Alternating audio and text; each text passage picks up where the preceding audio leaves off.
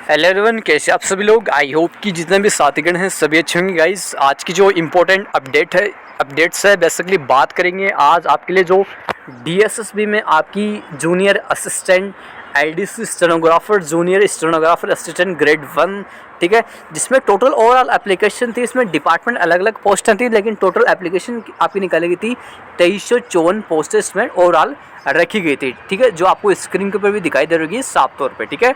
अब बात निकल के आती है इसकी एग्जाम्स को लेकर। उससे पहले बता दो, देखो गाइस, इसकी जो फॉर्म की लास्ट डेट थी वो थी फरवरी 7 को, ठीक है, 7 फरवरी 2024 की लास्ट डेट रखी गई थी, ठीक है। अब उन सभी कैंडिडेट्स को वेट है अपनी एग्जाम्स को लेकर, ठीक है। उससे पहले सभी ने, आई होप कि सभी ने आरटीआई का रिप्लाई सबने क्लियरली देख लिया होगा, ठीक है। आरटीआई का रिप्लाई अब आपने नहीं देखा है तो मैं आपको क्लियर बता देता हूँ। अगर कोई भाई नया देख रहा है इस वीडियो को, ठीक है, वो जो पुराने स्टूडेंट्स हैं उनको तो इस चीज़ का पता है, ठीक है। अगर कोई नया देख रहा है तो उनको बता देता हूँ कि आरटीआई के माध्यम से इसकी टोटल एप्लीकेशन थी वो 3.5 लाख प्राप्त हुए डिपार्टमेंट को, ठीक है। 3.5 लाख प्राप्त हुए, जो अपने आप में बहुत कम है। अगर मैं एसएससी की तुलना में इसका कंपैरिजन करूँ ना, ठीक है, तो डीएसएसपी का फॉर्म फिलिंग काफ़ी कम हुई है। अगर एसएससी में अगर इतने वैकेंसीज निकाले, अगर मैं देखो अभी हाल में फेज 12 की जो वैकेंसीज आई थी ना, उसमें लगभग 30-35 लाख के करीब फॉर्म फिलिंग हुई है, और इतनी वैकेंसीज थी, 2-2.5 हज़ार वैकेंसीज थी, और इतनी डीएसएसपी में वैकेंसीज निकाली गई थी, उसमें 3.5 लाख में पूरा खेल सिमट गया है, ठीक है। तो कंपटीशन तो यहीं पे पूरा डाउन हो चुका है आप लोगों का, ठीक है। तो भाई देखो, इसमें आपको करना क्या है, अगर आपने इसके लिए फॉर्म फिलिंग किया है तो आप डेफिनेटली इसी पोस्ट के लिए प्रिपरेशंस कीजिए अच्छे से, ठीक है। आपको मैं देखो इसके रिलेटेड जितने भी फ्री पीडीएफ बुक्स वगैरह हैं, जितने भी स्टडी मटेरियल्स है, सब कुछ मैं आपको टेलीग्राम पे अवेलेबल करा रहा हूँ बैक टू बैक, ठीक है। हर चीज़ आपकी मैं क्लियर भी वहाँ पे कर रहा हूँ, ठीक है। तो आप टेलीग्राम चैनल जरूर ज्वाइन करना। इस वीडियो के डिस्क्रिप्शन बॉक्स में आपको टेलीग्राम चैनल का लिंक मिल जाएगा, उससे आप जरूर ज्वाइन करना, ठीक है। बाकी देखो, आपकी कोई क्वेरीज हो तो आप मुझे कमेंट्स के माध्यम से डेफिनेटली पूछ सकते हो। अब बात करते हैं आपकी एग्जाम्स को लेकर, ठीक है।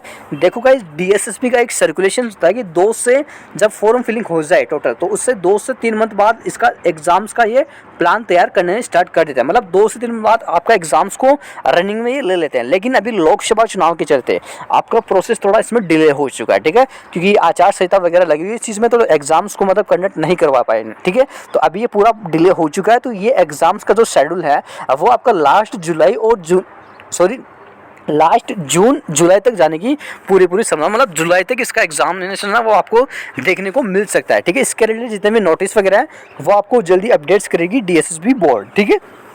तो आप लास्ट जून तक अपडेट्स मान के चलिए, लास्ट जून जुलाई तक इसका जो एग्जामिनेशंस हैं वो डिपार्टमेंट कंडक्ट करवा लेगा, ठीक है। तो आप मेहनत अच्छे से कीजिए, क्योंकि इस वैकेंसीज में कंपटीशंस बहुत ही लो लेवल का रहता है, ठीक है। हाँ, आपको मैं कट ऑफ को लेकर भी थोड़ा बताऊंगा लास्ट में, कट ऑफ कितना एवरेज पिछली बार रहा था, कितने मतलब फॉर्म फिलिंग हुई थी, मतलब कितनी वैकेंसीज थी, ठीक है। वो चीज़ आपको मैं इस वीडियो के माध्यम से समझाऊंगा। उससे पहले बात करता हूँ, देखो गाइज, जो अभी हाल ही में डीएसएसपी में जे पीएसए की जो एग्जाम्स कंडक्ट हुई ना, उसमें लगभग टोटल ओवरऑल जो कैंडिडेट्स थे वो, अगर बात करूँ तो 41% कैंडिडेट्स थे वो एग्जाम्स को अटेम्प्ट करने गए थे, ठीक है। लगभग 59% कैंडिडेट्स ऐसे हैं जो अब्सेंट दिखाए गए हैं वहाँ बोर्ड के द्वारा, ठीक है। तो ये अपने आप में बहुत बड़ी बात है कि मतलब इतने कैंडिडेट्स हैं अब्सेंट हो रहे हैं, ठीक है।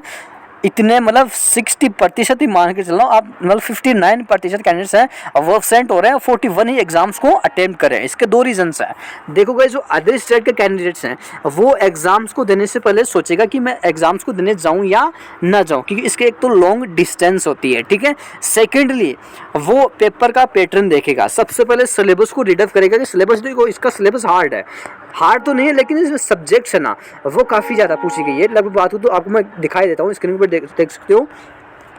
200 नंबर का क्वेश्चन होता है, ठीक है, एंड 200 इसमें क्वेश्चंस होते हैं, 200 नंबर का होता है, 2 घंटे का वो टाइम होता है। बाकी इसमें जीके हो गया, रीजनिंग हो गया, मैथमेटिक्स हो गया, हिंदी हो गया, इंग्लिश हो गया, एंड बेसिक कंप्यूटर, ये अब की बार नया पैटर्न ऐड किया गया इस चीज़ में।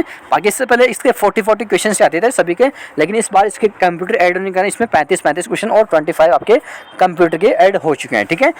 तो ये चीज़ है, इसमें कैंडिडेट 2 बार सोचेगा, जो अदर स्टेट के कैंडिडेट्स हैं ना वो 2 बार सोचेगा कि एग्जाम्स मेरी मतलब कितनी तैयारी है कि मैं एग्जाम्स को देने जाऊं या ना जाऊं, ठीक है। तो बस यही इसमें रीजंस हैं, बाकी इसमें कोई और रीजन नहीं है। आपके एक तो लॉन्ग डिस्टेंस हो गया, एक पेपर का पैटर्न इसमें थोड़ा स्टैंडर्ड टाइप का पूछ रहता है, ठीक है। बाकी हाँ, एग्जाम्स अगर आप देने जाओगे ना तो आपको पेपर का पैटर्न अच्छे से देखने को मिलेगा, क्योंकि डीएसएसपी बोर्ड अपना पेपर पैटर्न एकदम हाई लेवल का रखती है, ठीक है।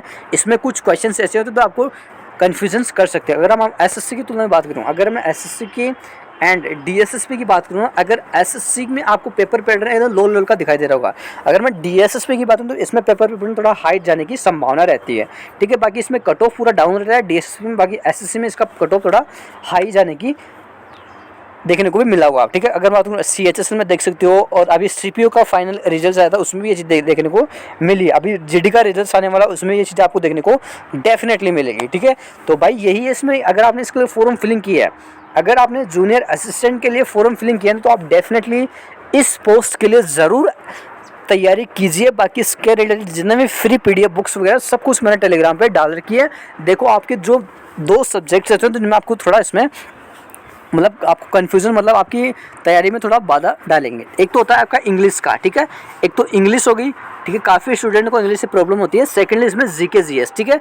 GK में आपको करना है, देखो इसमें आपको 2 पोर्शंस हैं, एक तो स्टैटिक्स का आपको अच्छे से पोर्शन तैयार करना है, सेकेंडली आपकी जो करंट अफेयर्स हैं इनको आपको अच्छे से पढ़ लेना है कि उसमें अगर मैं एवरेज दोनों की बात हो तो लगभग 10 से 15 आप मान के चलिए 15 तक क्वेश्चन आपको दोनों पोर्शन से देखने को मिल सकेगा। ज़्यादातर स्टैटिक्स के ज़्यादा क्वेश्चन पूछे जाएंगे, आपको 20 क्वेश्चन भी मिल सकते हैं, ठीक है, मतलब दोनों के एवरेज बता रहा हूँ। तो आपको देखो करंट अफेयर्स की जो पिछले एग्जाम्स हुई तो उसमें लगभग 6 से 7 क्वेश्चन करंट अफेयर्स के देखने को मिलेंगे। बाकी स्टैटिक्स का पोर्शन अच्छा खासा पूछा गया है। बाकी इसमें जो पॉलिटी हो गई, ज्योग्राफी होगी, जो जितने भी सब्जेक्ट्स हैं उनके भी थोड़े थोड़े क्वेश्चन पूछे जाते हैं, ठीक है। बाकी आपको इनको ज़्यादा आपको मतलब कमांड आपकी स्टैटिक्स में और करंट अफेयर्स में आपको बनानी है। सेकेंडली बात करें इंग्लिश की, देखो गाइस इंग्लिश में आपको बेसिक क्या करना है, आपको वोकेबलरी अगर याद होती है तो वेल एंड गुड है, अगर नहीं हो पाती है किसी को, सभी को याद नहीं होती है, ठीक है। ये चीज़ें होती है, काफ़ी कैंडिडेट के साथ होती है कि सभी को वोकेबलरी याद नहीं हो पाती है। भाई कोई इंटेलिजेंट होता है वो तो याद कर लेता है, लेकिन कुछ को नहीं हो पाती है। तो आप इसको करना क्या इसमें, देखो इसमें तो पैसेज के क्वेश्चंस आते हैं वो आपको अटेम्प्ट करने हैं अच्छे से। सेकेंडली इसमें ग्रामर का पोर्शन काफ़ी हल्का पूछा जाता है, तो ग्रामर के जितने भी टॉपिक्स हैं वो आपको पॉइंट वाइज सारे, मतलब हर एक टॉपिक वाइज आपको अच्छे से रीडअप करना है। बाकी इनको हर एक पॉइंट को समझना है कैसे कैसे क्वेश्चन आ रहे हैं, और प्रीवियस ईयर मॉक टेस्ट ज़रूर लगाने आप लोगों को, ठीक है।